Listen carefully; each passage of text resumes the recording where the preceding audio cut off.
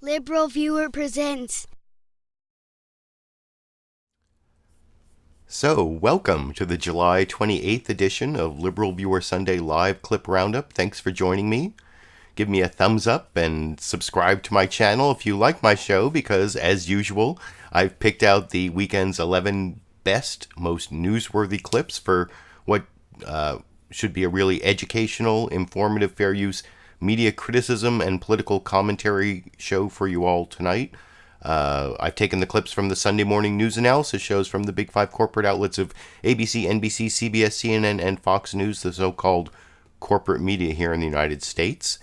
And in addition to the 10 news clips, I'm starting off with sort of a political comedy clip. There's no Real Time with Bill Maher until next week, and then Saturday Night Live not till September, I guess. So I'm taking the political comedy where I can find it, and so I have sort of like a sight gag from AM Joy on MSNBC this morning, and then sort of a bad dad joke at the end of that clip.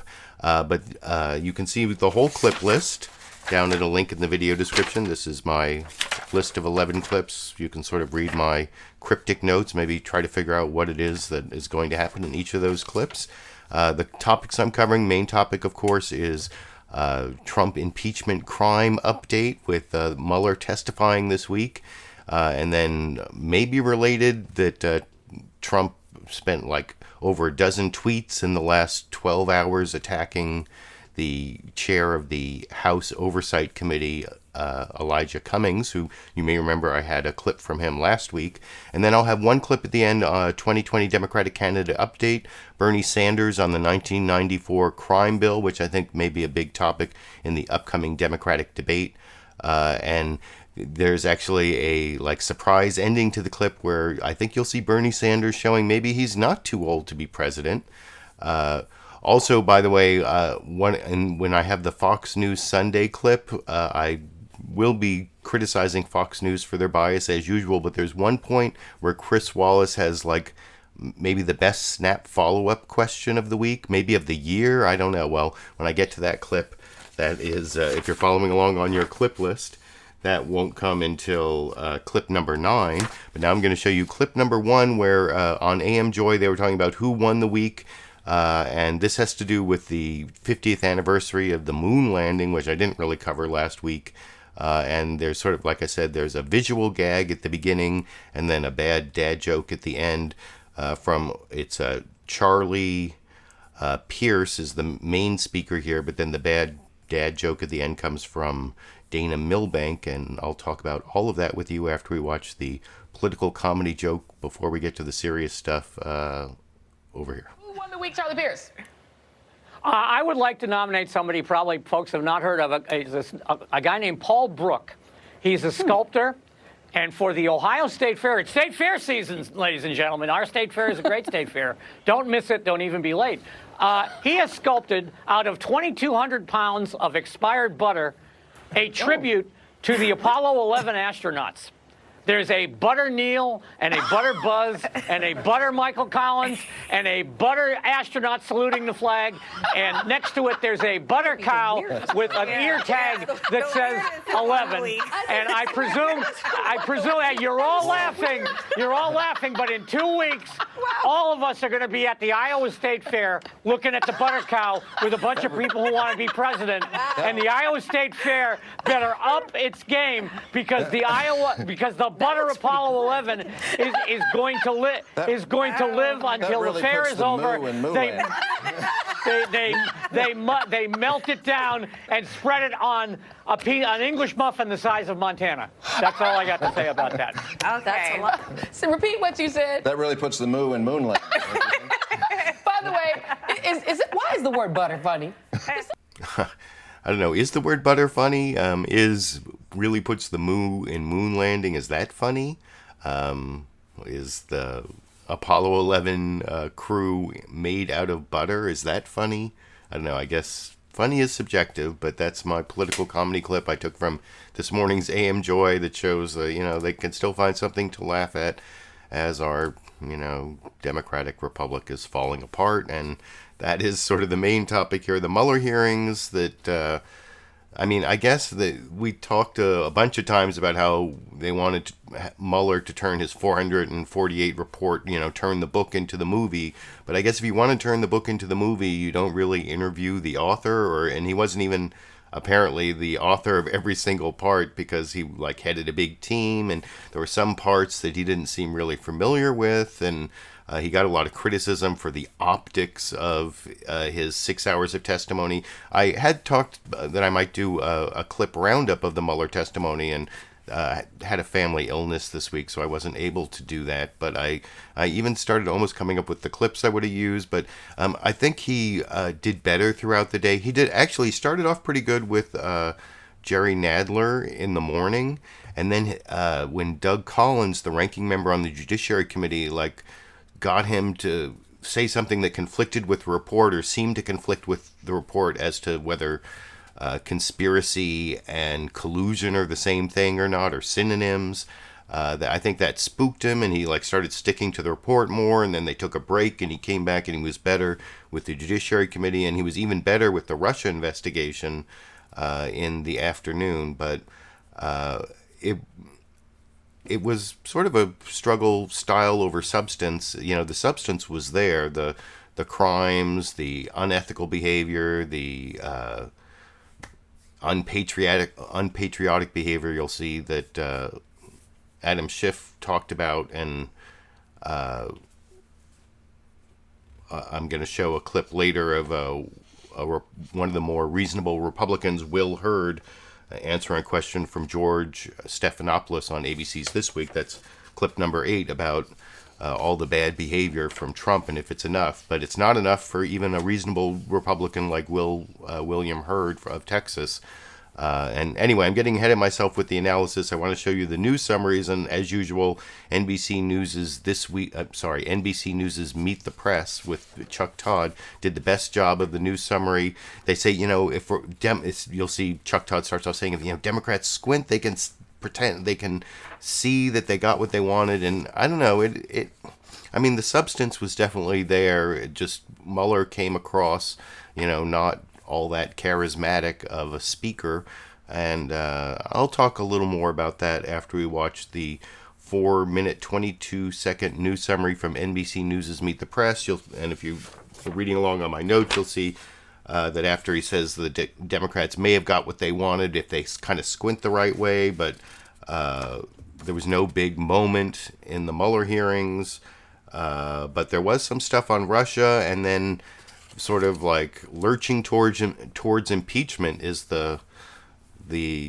theme maybe of the pre-recorded package after Chuck Todd's live introduction to the NBC News Meet the Press news summary over here. Good Sunday morning. If Democrats squinted just hard enough, they could say they got what they wanted from Robert Mueller this week.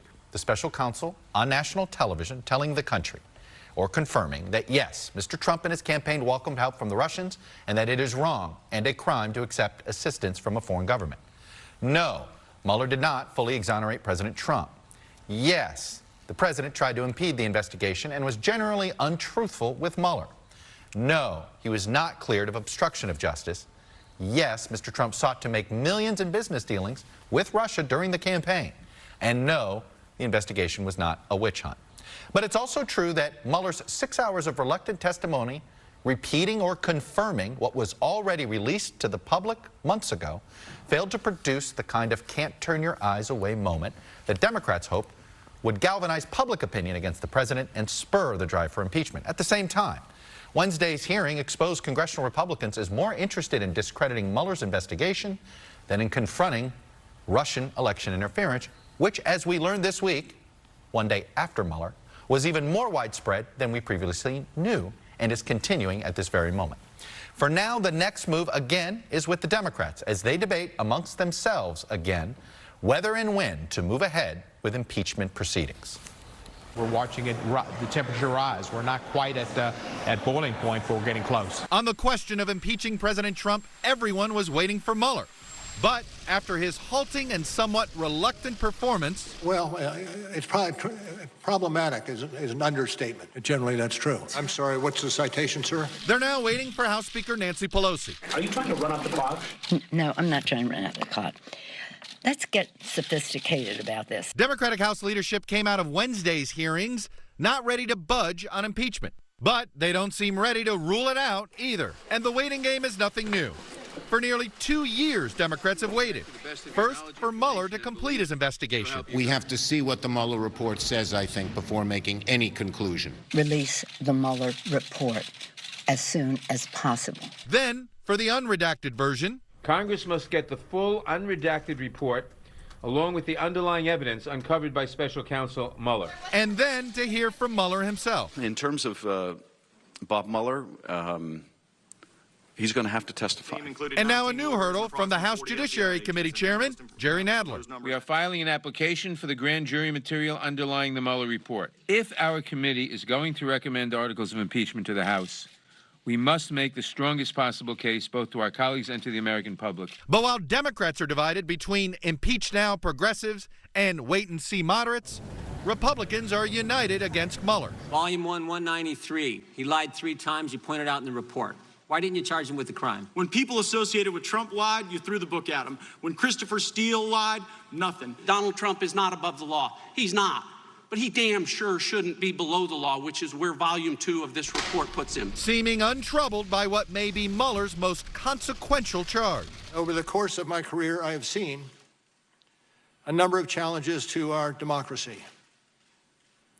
The Russian government's effort to interfere in our election is among the most serious. A day later, a bipartisan Senate report detailed those efforts, showing that the election systems of all 50 states were targeted by Russia in 2016. But that report from the Senate Intel Committee seems to be where the bipartisan outrage ends. Republican Majority Leader Mitch McConnell again blocked consideration of an election security bill put forward mostly by Democrats. It's just a highly partisan bill from the same folks who spent 2 years hyping up a conspiracy theory about President Trump and Russia. That's a far cry from where McConnell and other Republicans were in 2016 and 2017. Well, let me just speak for myself. The Russians are not our friends. They need to pay a price, and I don't care what their motives were. It is absolutely unacceptable that Russia or any other country but Russia meddle in our elections. That's just period right there. And joining me now from Los Angeles is Democratic Congressman Adam Schiff. He is chairman of the House. And I will have a clip of Adam Schiff and Jerry Nadler. Both their names are in the title of my video because they're the chairs of the 2 committees that had Mueller testify, and they talk about where impeachment is going. And by the way, I put up a poll. I think if you click on, there's like a little eye or something that you can click on in this corner here. And you can answer my poll as to whether you think the House will actually pass articles of impeachment. Now, you know, if you follow along on your U.S. Constitution, you know the House has the sole power of impeachment, and impeachment doesn't mean removal. It just means passing articles that charge the president with impeachable offenses, and then it's up to the Senate to remove. It takes only a majority of the House to pass articles of impeachment, but it takes 2/3 of the Senate, or 67. So they need 218 votes, and apparently one of the reasons Nancy Pelosi is like putting the reins on impeachment is because she thinks that they don't have 218 votes just amongst the Democrats. That, you know, that's a majority of the House. That you know, so far there are like 95 maybe Democrats who have come out for impeachment, but that doesn't mean that the other like 130 or whatever are against impeachment. It just means they're not publicly in favor. And in fact, if you are in favor of impeaching the president, and I'll talk about that more a little later, and your member of Congress is home for this 6-week vacation, you can call your member of Congress, especially if your member of Congress is a Democrat, and say, you know, we need to impeach this president because of his crimes and bad behavior and stuff that you saw sort of talked about there, but I think it was actually talked about in some ways more clearly in the ABC This Week with George Stephanopoulos news summary.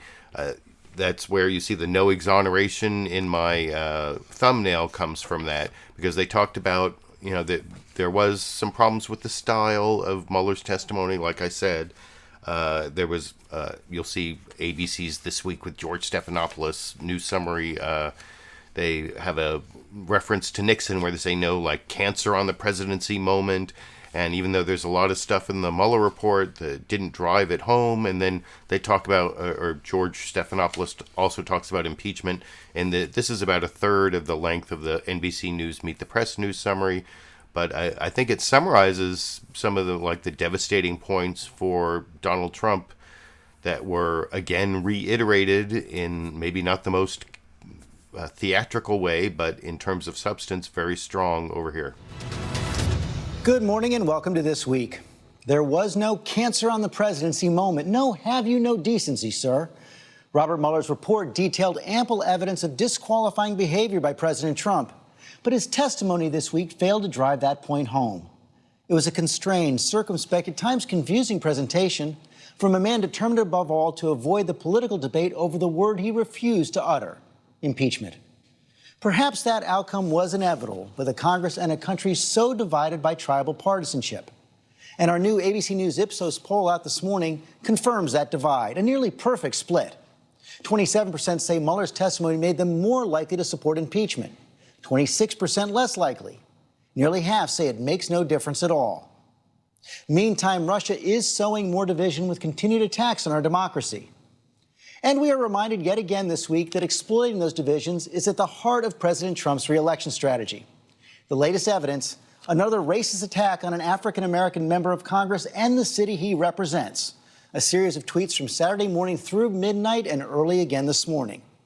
We're going to cover it all today. We begin with the chairman of the House Judiciary Committee, Congressman Gerald Nadler. Mr. Chairman, thank you for joining us.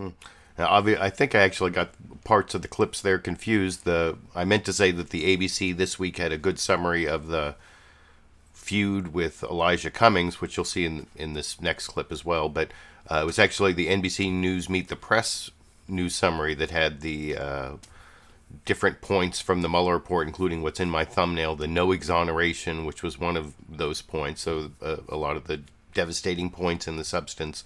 And you'll see some more of that when I get to Jerry Nadler and Adam Schiff coming up in a minute. But I want to show now the CNN State of the Union news summary, which is, I talk about how news programs have a bias towards their exclusive guests, and sometimes they'll emphasize what those guests are doing in their news. Well, CNN has the big debate coming up this week that I'm going to talk about at the end in the last clip I show with Bernie Sanders in the second topic. But that definitely colors the news summary from CNN State of the Union, where Jake Tapper says the State of the Union is like counting down the days to the Democratic debate, which, I don't know, I actually am kind of counting down the days, but I don't think that's the biggest news story. But then you'll see Jake Tapper also covers the racist tweets regarding Elijah Cummings in Baltimore, and actually calls them racist tweets, in contrast to the Fox News Sunday thing I'm going to show you subsequently. But here's Jake Tapper from CNN State of the Union this morning over here. Tapper in Detroit, Michigan, where the State of our Union is counting down to the debates. We're live outside the Fox Theater in Detroit, where in just days, 20 Democratic presidential candidates will meet on stage for the CNN Democratic presidential debates as the candidates prepare to take the stage here in Michigan, a state President Trump narrowly won in 2016. They're signaling their disagreements over issues that could shape the future of the party and of the country. For his part, President Trump is continuing to use divisive, even racist attacks on Democratic members of Congress who are members of minority groups, a campaign tactic he signaled 2 weeks ago he would make the foundation of his re-election campaign when he told 4 minority members of Congress to go back to the countries where they came from, even though 3 were born here in the U.S., and all 4 are American citizens. Yesterday, President Trump attacked Maryland Congressman Elijah Cummings, tweeting that his majority African-American congressional district, which includes parts of Baltimore, is, quote, a disgusting rat and rodent-infested mess. If Cummings spent more time in Baltimore, maybe he could help clean up this very dangerous and filthy place. No human being would want to live there, unquote. 718,000 human beings live in Cummings district, and President Trump is their president as well, though he apparently views them and the city of Baltimore as someone else's responsibility. Moreover, President Trump attacked those 4 freshman congresswomen of color under the guise of their criticisms of the U.S., which the president is doing here as well, of course, unless he does not believe Baltimore is part of America.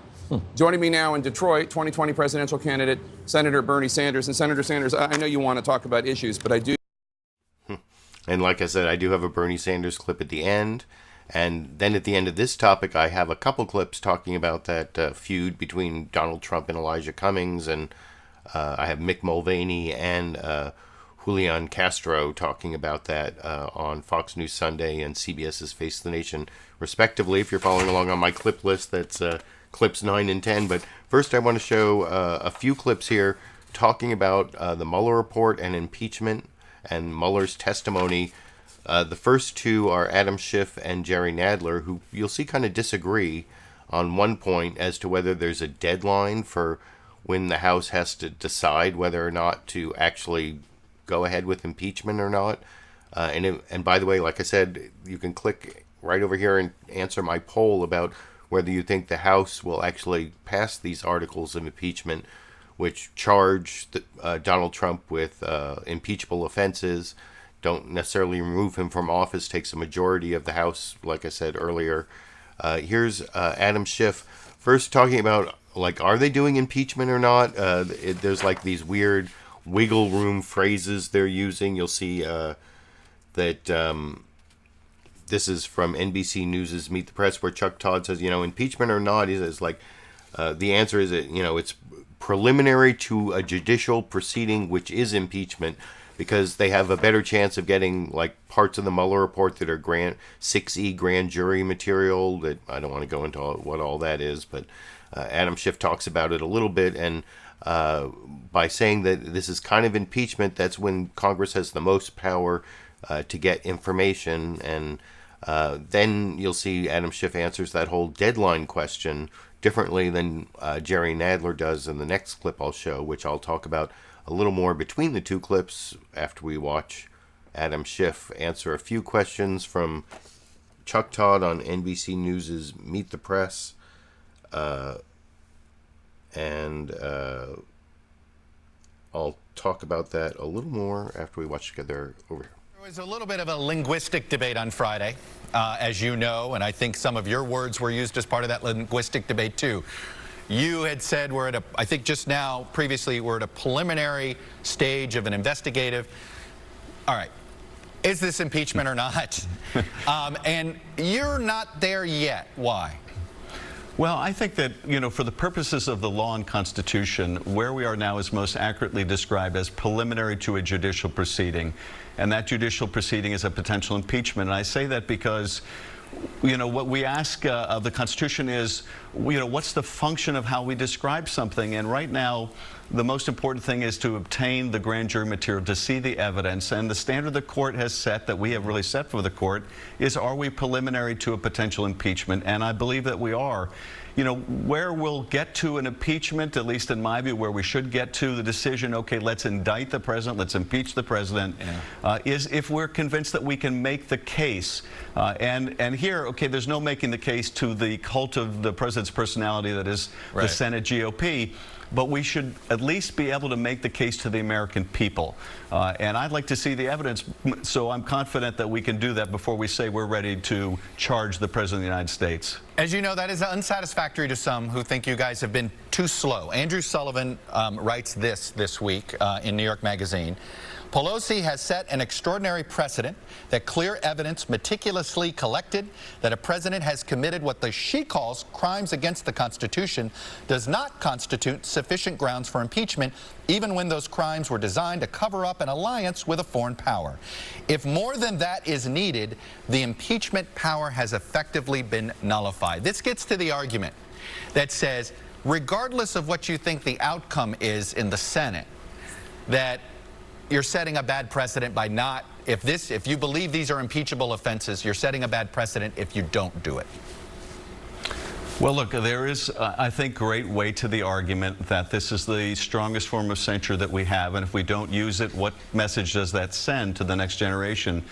I worry equally, though, Chuck, about the message of taking an impeachment case to trial, losing that case, having the president acquitted, and then having an adjudication that this conduct is not impeachable. So there's not a simple answer here, but the jury that I'm most worried about, not the Senate, because I think that's a preordained conclusion, is the American people. Can we make the case to the American people?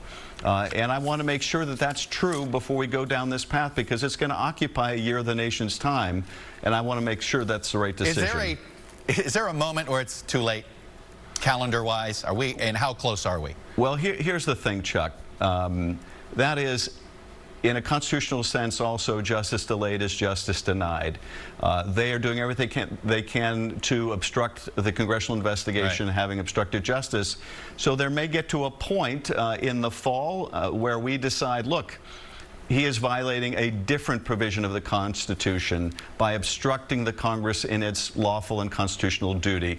That would not be a crime, that would be a misdemeanor. And the founders had a different idea of what misdemeanor meant. It's not a lesser crime, but it's misdemeaning in office. And I think violating the separation of powers would be such a misdemeanor. So this is why I say the president is doing everything he can to push us into an impeachment, because if we can't get adequate answers from the court in time, that in itself will be an impeachable offense. Well, you didn't really answer it, so you don't think you don't want there to be a deadline, is what you're saying, I guess. Is that fair Chuck, to say? I'm saying there will be a deadline, because we will either get the answers that we need, or the president's obstruction will be so complete that that itself becomes a grounds for his impeachment. Okay, Chairman Schiff, I will leave it there. Democrat from California, Chairman of the Intel Committee, thank you for coming on.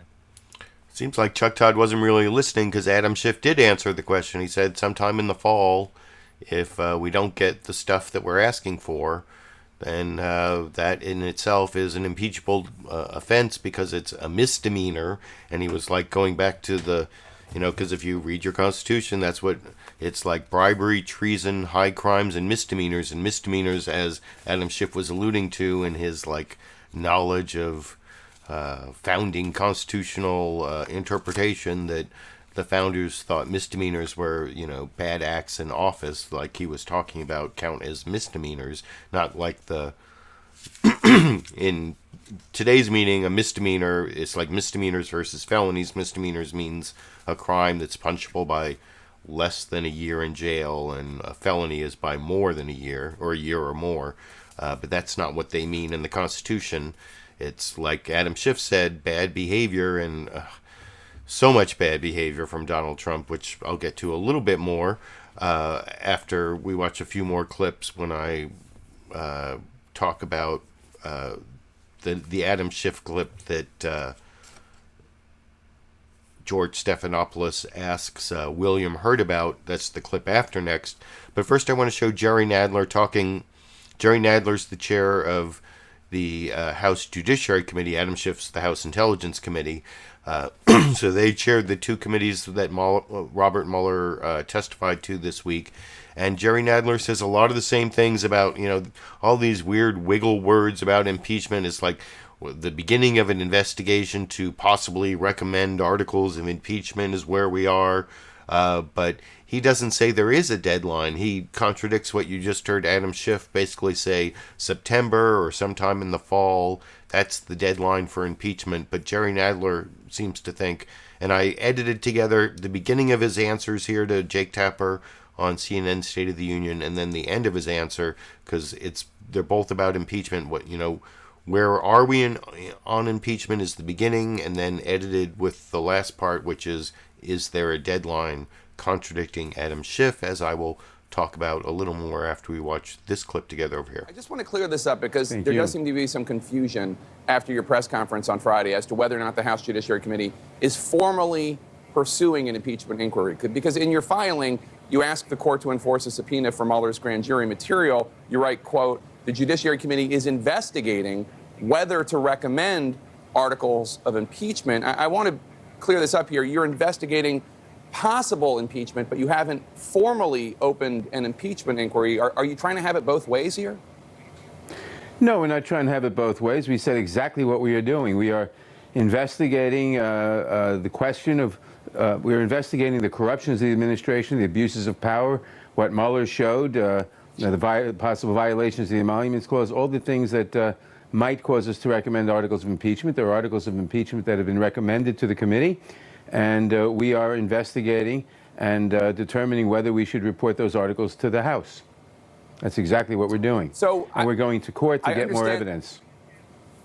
I understand the role you need to play as chairman of the Judiciary Committee, but separately, I'm just wondering your personal view as a member of Congress. Do you personally support impeaching President Trump? My personal view is that he richly deserves impeachment. He has done many impeachable offenses. He's violated the law 6 ways from Sundays, but that's not the question. The question is, can we develop enough evidence to put before the American people? We've broken the logjam. You know, the President and the Attorney General were lying to the American people consistently, saying that the Mueller report found no obstruction, no collusion, and exonerated the President. I think the hearing the other day was an inflection point because it showed quite clearly that the report did not exonerate the President, that it found that the Russian government tried to influence our campaign. They interfered in our election. They attacked our election. The Trump campaign welcomed that assistance and cooperated with the Russian government in trying to affect the campaign. And then the President lied repeatedly to the American people and to investigators and conducted a corrupt cover-up with at least 5 criminally indictable acts of obstruction of justice.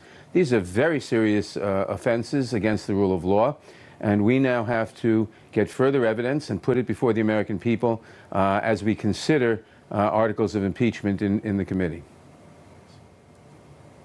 Congresswoman Jackie Spear told me a few days ago that she thinks if impeachment proceedings have not begun by September, then really there's no point in going on and beginning them. Do you agree that there is a deadline of sorts just because of the 2020 election? No, I don't. We have to defend the Constitution, and it's not. We have to defend the Constitution against these kinds of unconstitutional and illegal deeds, and we have to make sure that a president who does that pays a penalty, so that that kind of conduct is not normalized and legalized in effect for the next president. So we have to do this whatever time frame there is, and we're doing it now. We're engaged in an investigation into these different alleged crimes and into whether the president violated his oath of office to take care of the laws are faithfully executed, to the various abuses of power, and we're looking into, as I said, the articles of impeachment that have been referred to the committee and other articles that might be drafted. Chairman Jerry Nadler of the House.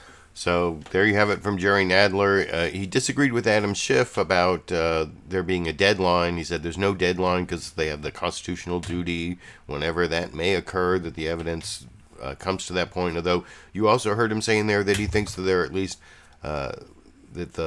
at least 5 strong cases of obstruction of justice.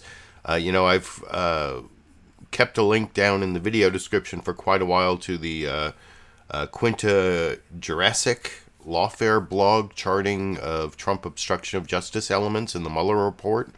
I haven't shown that for a while, but here you can see that chart here, and on this chart there are only 4 that have all 3 elements. It's the efforts to fire Mueller, E, the efforts to curtail Mueller, F, order to McGahn to deny attempt to fire Mueller, I, and conduct toward Manafort cooperation, which is one of the J, under J in the Mueller report. So when there are 3 red squares all the way across, that means substantial evidence in the Mueller report of an obstructive act, nexus to a proceeding, and corrupt intent, which are the 3 elements of obstruction of justice. And so I think there are at least those 4, 2 of which involve Don McGahn, which is why if you really want to bring the Mueller report to life, like turn the book into a movie, you don't call the author in to, you don't interview the author or even like the boss, he's almost like the editor, not the author, because different parts of the report were written by different investigators. It was a large investigation with many different lawyers, but you don't interview the author or the boss of the author, the editor, the publisher, whatever you want to call Robert Mueller in this case. You want to actually get the witnesses like Don McGahn. Don McGahn is central to 2 of those 4 claims of obstruction of justice that have the strongest evidence. The effort to fire Mueller, E, and then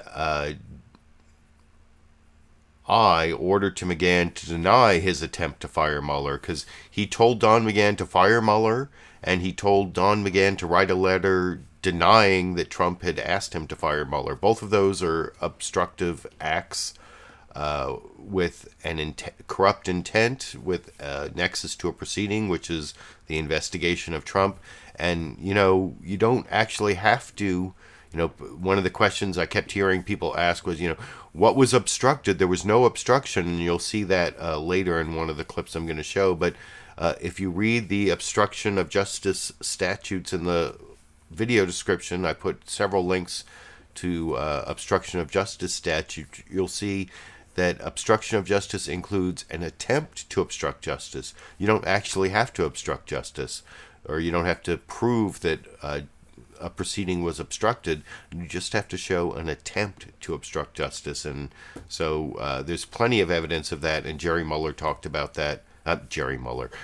Jerry Nadler talked about that based on Robert Mueller's testimony. And the last clip I want to show on that is the clip that shows that we're not going to convince any Republicans other than Justin Amash, and he had to leave the Republican Party because you'll see here Will Hurd, one of the more reasonable Republicans. He's the only Republican that represents a border district. He's from Texas. He's the only African-American Republican in the House of Representatives. And here he's talking about, you'll see George Stephanopoulos shows him Adam Schiff talking to Robert Mueller at the end of the second hearing, the Intelligence Committee hearing, where Adam Schiff gets him to say that it was unethical, unpatriotic, and possibly criminal to accept help from a foreign actor, in this case Russia. Under some circumstances it's criminal because they decided what Don Jr. did in Trump Tower. They couldn't prove it because they couldn't prove that dirt on Hillary Clinton was something of value, because you have to accept something of value, and I don't want to go into all those legal weeds. But here's William Hurd. You'll see here he won't talk about it being unethical and unpatriotic and therefore impeachable. One of the things he says here, he says this is the clip I was talking about, where he says that, you know, nothing was stopped, nothing was obstructed, which makes no sense because, like I said, the obstruction of justice statute includes attempts to obstruct justice. You don't have to actually obstruct justice to be guilty of these felonies, and many people are found guilty of these felonies all over the United States, other than our president, for attempting to obstruct justice. But Will Hurd misses that, and misses the whole thing about behavior that isn't criminal but is unethical and unpatriotic in this clip. Can defend himself. Let's talk about the hearing, the Robert Mueller's testimony before your committee on Wednesday. I want to show some of the closing colloquy between your chairman, Adam Schiff, and Mr. Mueller. Knowingly accepting foreign assistance during a presidential campaign is an unethical thing to do. And a crime. And a crime. Circumstances, yes. And to the degree... And a crime given certain circumstances. We can agree that it's also unpatriotic. True. And wrong. True. From your reading of the Mueller report, do you believe the president and his associates acted unethically and in an unpatriotic fashion during the campaign? I think the Mueller report identified a number of behavior that was unbecoming of an occupant of the White House. But one of the things Bob Mueller also said during the questioning on the Judiciary Committee by the ranking member of Judiciary, that the investigation was not impeded, it was not hindered, and it was not stopped. And he made that very clear. And I also think that Chairman Schiff made the comment about there was possibly no provable crime that was uncovered by the investigation. But I think his broader point was that whether it was criminal isn't the only standard. One of the things, and we just heard Chairman Nadler say the same thing, that the Trump campaign welcomed the help from Russia. They worked with Russia in many different ways, several contacts during the campaign. The president was pursuing a Trump Tower in Moscow, his financial interests at stake, and then he lied about it. So whether or not that information is criminal, is it of concern? Yes, it's of concern, and ultimately Bob Mueller was allowed to turn over every rock, investigate every lead, and he made it clear that the Russians, this was not a one-time event. The Russians are trying to do it even as we sit here, was his words. And so I wish the focus and attention that has been spent on white-gloving the Mueller report goes into how do we counter disinformation, and this is a strategy by the Russian government to undermine trust in our democratic institutions. And when we don't focus on dealing with a strategy on how to prevent that, then we are letting Vladimir Putin win. And so that's why we should be talking about how do we fix it. And disinformation is in essence propaganda that is being used in order to have a desired result. And they've been doing this, the Russians have been doing this ultimately for decades. Disinformation is a part of covert action. Covert action is the responsibility of the CIA. But unfortunately, in the National Security Act of 1947, the CIA is not allowed to do covert action in the United States of America. So who should be responsible for dealing with disinformation? I think that's where we should be having hearings and conversations to talk about this. I tried to get Bob Mueller to make some suggestions on where he thought it was. He was unwilling to do that. It starts with the president, though, doesn't it? As you know, the president told me just last month.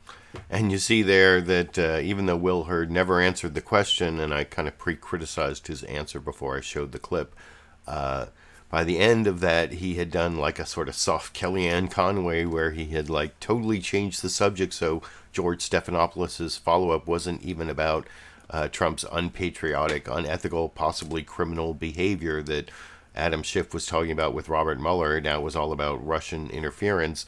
And some of the things he said there didn't even make sense, but it was a good distraction. And I have one more clip I want to show, or I'm sorry, that was the last clip I want to show on the Robert Mueller testimony. The next two clips are actually on the feud between Donald Trump and Elijah Cummings and the basically racist attacks from our president on a member of Congress from Baltimore.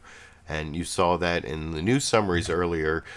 Chris Wallace on Fox News Sunday, you saw in the news summary I showed that he never said that the tweets were racist, but he said Nancy Pelosi says they're racist or called them racist. And one of the things I criticized Chris Wallace about last week in Fox News Sunday was he never, even the tweets attacking the squad, Ilhan Omar, or what they're calling, I guess they're calling AOC plus 3, the 4 members of Congress, women members of Congress of color that Trump attacked last week or actually it's 2 weeks ago, and then through the next week after that. For telling them to go back to where they came from and all of that. Well, Chris Wallace does a good job of pointing out that pattern to acting White House Chief of Staff Mick Mulvaney in this next clip, but he never calls Trump racist or his tweets racist. Last week he said inflaming racist tensions. That was as far as he went. He talks about a racial pattern, but doesn't say it's racist. And like I said at the beginning of the show, Chris Wallace has, I think, the best snap follow-up question of the month, if not the year. But I won't spoil it by telling you what it is. When Mick Mulvaney claims that the racial part is too much interpretation, and I'll talk about all of that a little more my one criticism here, like I said, is Chris Wallace never calls it racist, but there is some good stuff in the interview with Mick Mulvaney, acting White House Chief of Staff on Fox News Sunday, this morning over here. Start with what we didn't anticipate, and that is the Twitter war. President Trump attacked Democratic Congressman Elijah Cummings on Saturday, saying that his district in the Baltimore area of Maryland is worse conditions, more dangerous than along the southern border. I want to put up the president's statements. His district is considered the worst in the USA. Cummings district is disgusting, rat and rodent infested mess. No human being would want to live there. In fact, median household income in Cummings district is in the upper half nationally, and Columbia, Maryland, which is part of Cummings district, has been called the safest city in America. So what is the president talking about? And I think Maryland is, I think on a per capita basis or per household basis, the richest state in America. Yet you still see pictures on the internet of complete poverty in Baltimore, Maryland. What this is about, though, is the president fighting back against what he saw as being illegitimate attacks about the border in the hearing this week. If you go online, you can see the questioning that Elijah Cummings did of Kevin McAleenan regarding the conditions at the border. Mr. Cummings saying that children were sleeping or sitting in their own feces. That's just not That's not right. It's not accurate. Borne by the fact, by the way, that Mr. Cummings has not been to the border in recent memory, certainly not during this administration. And when the president hears lies like that, he is going to fight back. And that's what you saw in those tweets. This goes back to what happened with the 4 members of the squad. Nobody objects to the president defending his border policies, but this seems, Mick, to be the worst kind of racial stereotype. Let me finish. Yeah. Racial stereotyping. Black congressman, majority black district. I mean, no human being would want to live there. Is he saying people that live in Baltimore are not human beings? So, Chris, help me with this. When the president attacks AOC +3, when he attacks the squad last week, he gets accused of being a racist. When Nancy Pelosi does it a few days later, the left and many members of the media, not you in particular, I'd make that clear, come to Nancy's defense, how it couldn't possibly be racist, that she was simply attacking their ideas. The president is doing the same. The president is attacking Mr. Cummings for saying things that are not true about the border. I think it's right for the president to raise the issue of, look, I was in Congress for 6 years. If I had poverty in my district like they have in Baltimore, if I had crime in my district like they have in Chicago, if I had homelessness in my district like they have in San Francisco, and I spent all of my time in Washington, D.C. chasing down this Mueller investigation, this bizarre impeachment crusade, I'd get fired. And I think the president is right to raise that. It has absolutely zero to do with race. You say it has zero to do with race. There is a clear pattern here, Mick. The fact is that before his inauguration,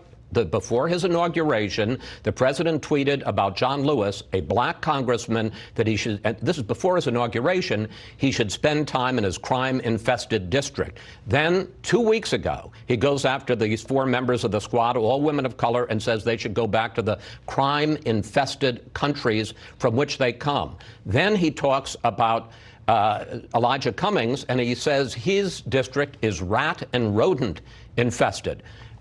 Infested. It sounds like vermin. It sounds subhuman. And these are all 6 members of Congress who are people of color. I think you're spending way too much time reading between the lines. I'm not reading between the lines. I'm reading the lines. Does anyone watching this program dispute the fact that, or the possibility that if Adam Schiff had said the same thing about the border, that the president would be attacking Adam Schiff in the exact same way today? And I don't think he'd be talking about his crime-infested, rodent-infested district. He very well could. It has zero to do with the fact that Adam is Jewish, and everything to do with it. Adam would just be wrong if he were saying that. This is what the president does. He fights, and he's not wrong to do so. And you're completely comfortable with him saying that this is a rodent-infested district and no human being would want to live there. You're comfortable with that personally? Have you seen some of the pictures on the internet just this morning from the conditions in Baltimore, Maryland? Have you seen them? You could do that in any inner city in America. You absolutely could. And you could argue, why doesn't the president do something to stop it? The richest state in the nation, has abject poverty like that. A state, by the way, dominated for generations by Democrats. I think it's fair to have that conversation. Okay. After Robert Mueller's...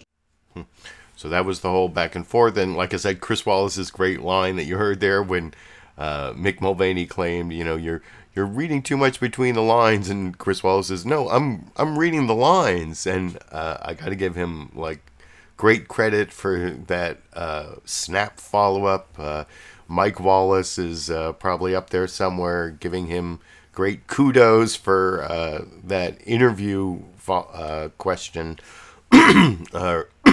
Interview, that was like a jab. That was like awesome. I will give positive reviews to Chris Wallace for that, but there are a couple things missing there. For example, he, like I said before I showed the clip, he didn't say that it was racist. He said, when you talk about race, well, there's a pattern, but he didn't go so far to call Trump or his tweets racist. Also, he let Mick Mulvaney get away with all those attacks on Baltimore without pointing out what I saw them point out on AM Joy in this episode I took the political comedy clip from. They were pointing out that Mick Mulvaney, when he was a member of Congress, he was saying, if I was a member of Congress with such a horrible district, they would have fired me. Well, his district, when he was a member of Congress from South Carolina, had lower median income, had higher poverty rate than Elijah Cummings' district, which, of course, Chris Wallace didn't point that out. I don't know. Despite the great follow-up, there were some things he didn't say, and I wanted to actually contrast Chris Wallace's refusal to say the word racist in response to what Donald Trump is tweeting and that pattern he talked about. I mean, Chris Wallace, to his credit, did come up with the pattern, but Julián Castro in this next clip talking to Margaret Brennan, he calls it racist. He talks about the same pattern that Chris Wallace talked about and more. And by the way, if you don't think that Trump has a history of racism, of saying things that are racist, of doing things that are racist, that goes back to the 1970s, and I don't know, maybe it's just an act, maybe he's been pretending for 50 years to be a racist, but does that really make a difference? Well, I still have that link down in the video description to the Vox article showing evidence of Trump's racism from the 1970s all the way up to the birther movement, to when he became a candidate, and since he's been president, all the way up to July 2019. So check that out. If you don't think Trump has a long history of racism, you can check that out. And Julián Castro does a good job of pointing that out. And this is just a little over 2 minutes from CBS's Face the Nation talking to Margaret Brennan over here. Glad to have you here. The president's chief of staff, as you heard him, Mick Mulvaney, said it was just hyperbole when the president describes Baltimore as rodent and rat infested, when he says no human being would live there. Do you think it's important for Democrats to respond to this kind of language, or is this a distraction as Republicans charge? I absolutely think it's important for us to call it out for what it is, which is racism. I'm not somebody, like a lot of Americans, I'm not somebody that likes to use that term or that is quick to call somebody a racist. I think you have to be very careful before you use that word. However, this president has shown us time and time again, from the way that he started his campaign to the comments about that Mexican-American judge during the campaign, to his failure to immediately condemn white supremacists in Charlottesville in 2018, to just a couple of weeks ago, his comments about Representative Ocasio-Cortez and her three colleagues, to just these comments about Representative Cummings and his district, as well as his comments about a year and a half ago, or maybe 2 years ago now, about John Lewis and his district. There's a pattern here. This guy is the biggest identity politician that we have seen in the last 50 years, and he engages in what's known as racial priming, basically using this language and taking actions to try and get people to move into their camps by racial and ethnic identity. That's how he thinks he won in 2016, and that's how he thinks he's going to win in 2020. And, I don't think it's a coincidence that just a few weeks ago he kicked off his 2020 campaign, and here we are with the same playbook that he used in 2016. But I believe that there are enough people, whether they're white or black or Latino or Asian American, Native American, rich or poor, who share the same values of basic respect and compassion and faith and love of country that are going to bring us together more strongly than he can tear us apart. I want to ask you about immigration. And I thought that was a great analysis from Julián Castro. And if you watched my debate clip roundup from the MSNBC, NBC, Telemundo debates, he was like my favorite candidate who was not in the top tier. If you watch that debate clip roundup, I was Of the top tier, I'm kind of leaning towards Elizabeth Warren, but I kind of like Julián Castro from the non-top 5 candidates. But, I mean, racial priming, explanation, you don't hear lots of explanations of racial priming, and that didn't show up in Chris Wallace's cross-examination of Mick Mulvaney. Mick Mulvaney was also on Face the Nation. He said a lot of the same things, so I didn't take that clip, although he did also say that when Margaret Brennan asked him about the tweets being offensive, he said, oh, you know, somebody's always going to find something. There's always going to be somebody who's offended by Donald Trump's tweets. Well, that's because he's just so offensive. And he deserves to be impeached. You can let me know if you think he's actually going to be impeached by the House by clicking on the link in the corner here, where I have a poll where you can say if you think the House is actually going to pass articles of impeachment, Trump articles of impeachment, which that doesn't mean removing him. If you look at your Constitution, I have my Constitution right here. It just says a majority of the House, 218 votes, can impeach the president, accuse him of conduct unbefitting the president, high crime, treason, bribery, high crimes, or misdemeanors. And we talked about what misdemeanors were in terms of Adam Schiff. Is that going to happen? You can let me know by clicking on that little I there. I think it is a little I there.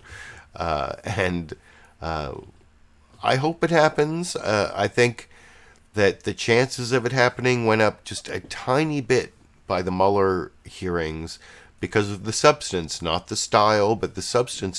It's there, and I used to be a trial lawyer, and I want to talk about this for a minute before I get to the final topic. I used to cross-examine witnesses, direct examine witnesses, and what Mueller's testimony reminded me of kind of what happens in the courtroom, which isn't necessarily all that entertaining or theatrical. I don't know if anyone's ever done jury duty, but I did a whole bunch of jury trials, and when you have witnesses testify, a lot of times it's a little bit boring. Sometimes it's a lot boring, but what's important and what's interesting are not always the same things. And once you get all that boring testimony on the record, you can give this great closing argument, kind of like you saw Adam Schiff doing in that clip that I showed earlier that George Stephanopoulos asked William Hurd about, where you give a closing argument and you hit all the facts that you've got entered into the record, and it's not the theatrical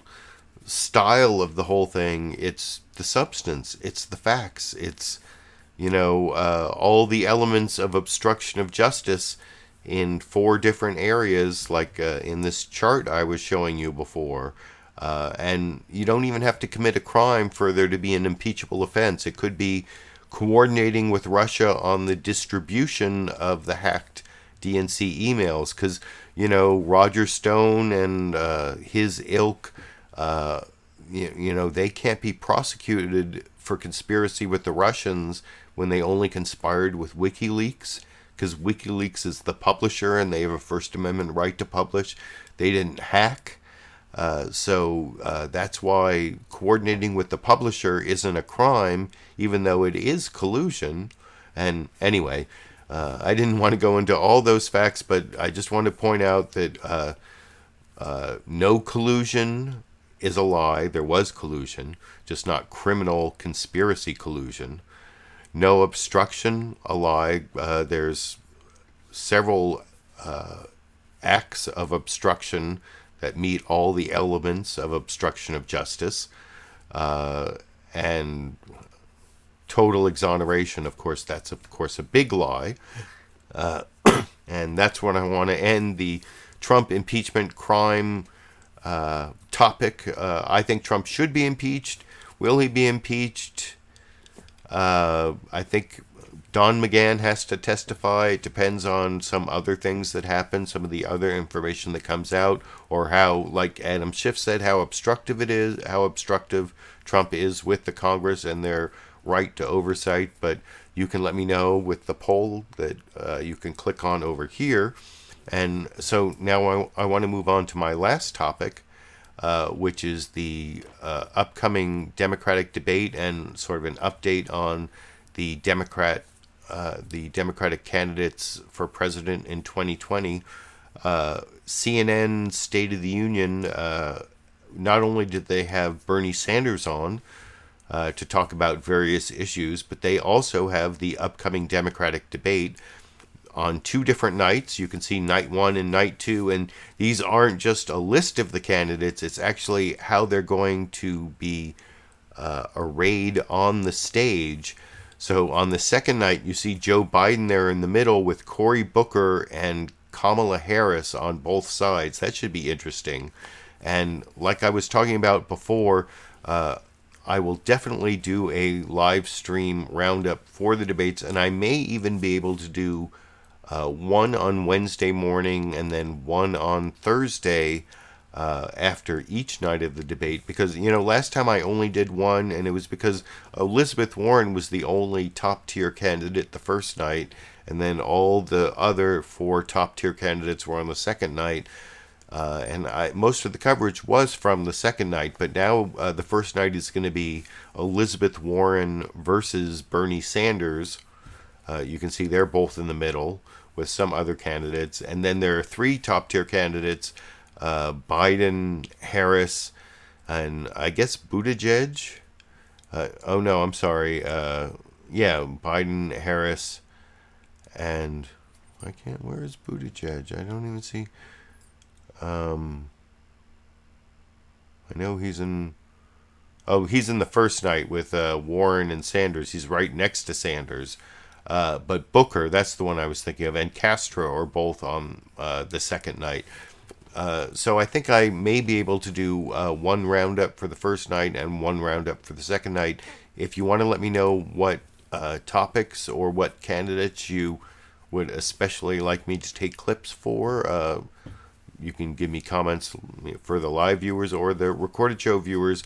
And one of the things I think is going to come up, especially in the second night, last time Kamala Harris attacked Joe Biden on his record regarding segregation, and I don't think she's going to do that this time, but I think Cory Booker, who was on a different night from Joe Biden last time, well, I think he's going to go after Biden. He's already been doing it this last week, and then Biden's going to go after Booker on his record as mayor of Newark, which is not all that stellar, as I talked about last week. And maybe Kamala Harris is going to give another one of her, like, Americans don't want a food fight. They want to talk about how to put food on their table, or like some other kind of comment that shows she's not attacking Biden this time. She's like above the fray. That's something that I expect might happen in the debate, but that's just sort of like a prediction based on how people are preparing to attack each other or not attack each other. But all of that has to do with one of the big topics that I'm happy is coming up in the debates, which is mass incarceration. And one of the things that Biden is vulnerable on is his vote for the crime bill in 1994 that led to a lot of mass incarceration. And if you've been watching my live clip roundup for the last 6 years or whatever, the new Jim Crow here by Michelle Alexander talks about mass incarceration. It's one of the breakthrough books on that. If you want to know more about mass incarceration, I highly recommend this book. And one of the people who also voted for that 1994 crime bill is Bernie Sanders. And Jake Tapper actually asked him about that. And this is sort of like a debate preview, because Bernie Sanders is going to explain why he voted for that 1994 crime bill, even though Jake Tapper shows this clip of, this is like a 25-year younger Bernie Sanders who doesn't really look that much different. So in that sense, he looks like he is not too old to be president. But as I promised at the beginning of the show, if you watch all the way to the end, there's definitely evidence at the very end of this clip that Bernie Sanders is not too old to be president. And then there's a preview of the new Jim Crow mass incarceration topic that I will talk about all about that stuff with you after we watch that clip together over here. Cancel those debts. Former Vice President Biden is spending a lot of time on the campaign trail defending his support for the 1994 crime bill, which he authored. You also voted for it, though you made clear your concern about mass incarceration at the time. Let's roll that clip. We are dooming today tens of millions of young people to a future of bitterness, misery, hopelessness, drugs, crime, and violence. And, Mr. Speaker, all the jails in the world, and we already imprison more people per capita than any other country, will not make that situation right. And yet you voted for the bill because there were many provisions in it that you did like. How do you explain to communities of color today in particular why that yes vote was worth the cost, even though you saw the mass incarceration problem coming down the pipe? I'll tell you why. Look, when you have a large bill, as you well know, Jake, that has many features in it, many provisions in it, you have to make a choice. And the choice that I had made is I had run for office. And this was back in '88 and again in 1990. You know what I said to the people of Vermont? And by the way, Vermont is a state that then had virtually no gun control laws at all. I said, we have got to ban the sale and distribution of assault weapons. That was way back then. And that's what I told the people. This bill, as you know, the crime bill did have a ban on assault weapons. It also had the provision in there dealing with violence against women. I made a promise to women. So I was on the floor. What you just showed is me understanding how bad aspects of that bill was. But I made a promise to the people of Vermont. And since then, I've been doing my best, helping to lead the effort for real criminal justice reform so that we end the disgrace of having more people in jail than any other country. So that we have today hundreds of thousands of people in jail because they're too poor to pay for cash bail.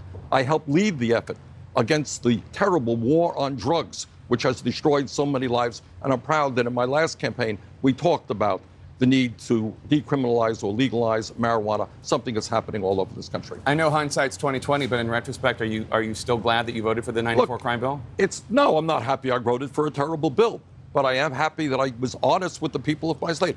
People lose faith in politicians because they say one thing and they do another thing. If you tell the people of my state of Vermont, I am going to do everything I can to put a ban on assault weapons, and then you don't do that, well, that's the other side of that coin. The U.S. is on track to apprehend, don't worry about that. I got your speech here, don't worry about it. That's for Congresswoman Tlaib, so don't worry about it. But the U.S. is on track to apprehend.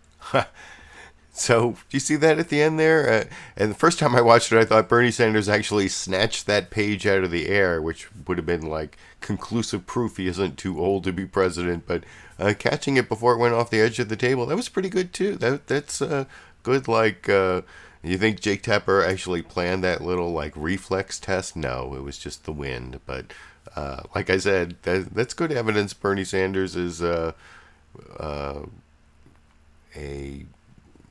even though he's in his mid to late 70s, he still has the reflexes of a 25-year younger man that you saw in the earlier clip who looked surprisingly similar to the Bernie Sanders we see today. But anyway, I hope you enjoyed that clip and the mass incarceration preview from the upcoming debates. You can let me know what you want me to clip from the upcoming two debates in terms of topics and candidates. There's still 20. Like I said, these are the two nights of the CNN debates coming up.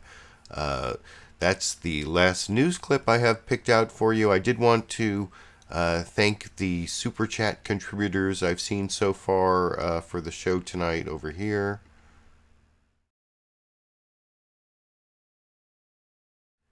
Thank you, Andy M. and Lulu Girl, for that. There are other ways to support my channel at links down in the video description on Patreon. I appreciate those monthly patrons through PayPal, one-time contributors. At the $5 level, you get this weatherproof vinyl sticker if you give me a shipping address. At the $10 level, you get both the sticker and this ACLU Constitution so you can understand impeachment for yourself. I will actually be adding YouTube channel membership sometime before the end of the summer with some extra benefits, some extra promises about edited, produced videos coming up, and more coverage of debates with the Democratic debates coming up also in September. I'll talk about all of that in the upcoming weeks, but if you like what I'm doing, those are financial ways to support my videos, especially because every week, especially when I talk about things like racism, I seem to get demonetized by YouTube until all the views are gone. But I did want to do one brief Dash and Sandy clip. This is, some people say that, you know, these aren't real Dash and Sandy clips from the day of the broadcast. These are all like canned Dash and Sandy clips. Well, that's not true, because right here you can see Dash and Sandy interacting while I watched Fox News Sunday this morning in the background, and you'll see Sandy is very hot because it's been very hot here in Northern California, over 100 degrees today, but Dash doesn't care, goes right by Sandy to get outside in the brief clip to end the show tonight here. We'll discuss that and more with White House Chief of Staff Mick Mulvaney. Then, just 2 days before the next Democratic debate, Joe Biden. So that's the show. Thanks for joining me. Don't forget to answer the poll about whether you think the House is going to pass articles of impeachment accusing Trump of impeachable offenses. That doesn't mean removal if you read your Constitution, of course. I will be back next Sunday and every Sunday for the foreseeable future, as I have been for the last 327 Sundays over 6 years. And give me the thumbs up, subscribe to my channel if you like what I'm doing, and until next week and every week, I guess I will be seeing all of you around the internet.